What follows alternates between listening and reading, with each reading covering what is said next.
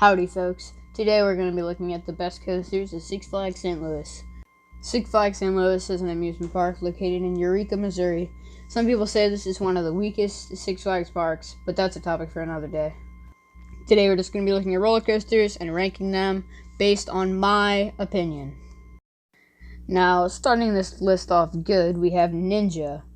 This ride probably has the best theming in the park because it literally feels like you're getting beat up by a ninja. This ride was originally going to be built by Arrow until they fell into bankruptcy, and Mighty Vekoma is like, yo, I got this. But guess what? They didn't have it.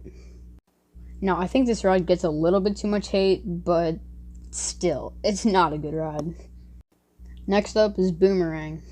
Now, this ride is so unique, you can only find it at like every single park you ever go to. And apparently Six Flags really likes these things, so much so that they gave New England 2 of them.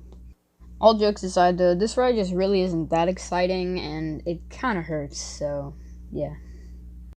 Speaking of cloned rides that aren't that exciting, next up is Pandemonium.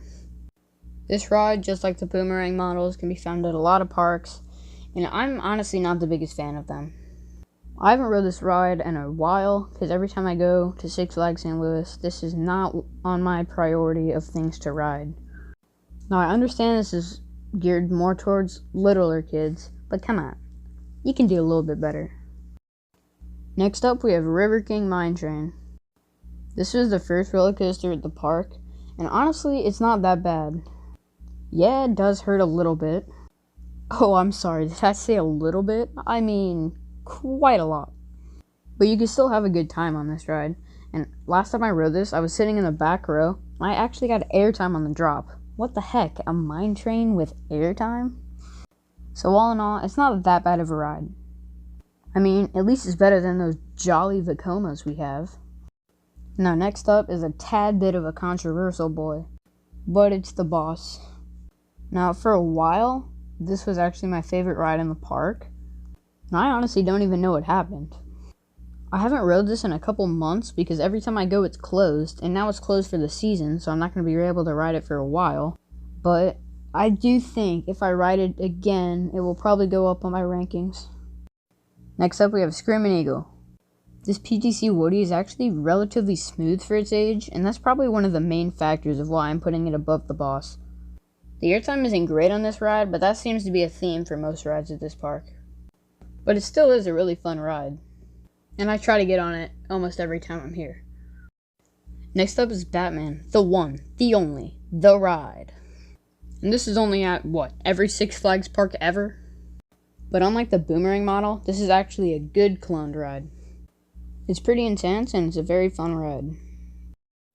Next up is Mr. Freeze, and let me just say this right now. If you're planning on marathoning this, make sure you have Tylenol ready. This ride is so forceful that it almost hurts, but it is still ridiculously fun, and I make sure I get at least a couple of rides on this thing every time I go. It's just such a cool ride. Next ride, please. Lastly, the best ride at Six Flags St. Louis, American Thunder, or as I like to call it, Canadian Sunshine. I've ridden this roller coaster more than any other in the world, and let me tell you, it is a roller coaster. All jokes aside, this GCI is outstanding, has the best airtime in the park, which isn't really that much of an accomplishment, but still, this is my favorite ride in the park, and it's the first ride I go to every time I go here. So I hope you liked this video. Make sure to like, comment, and subscribe, and I will see you next week. Goodbye.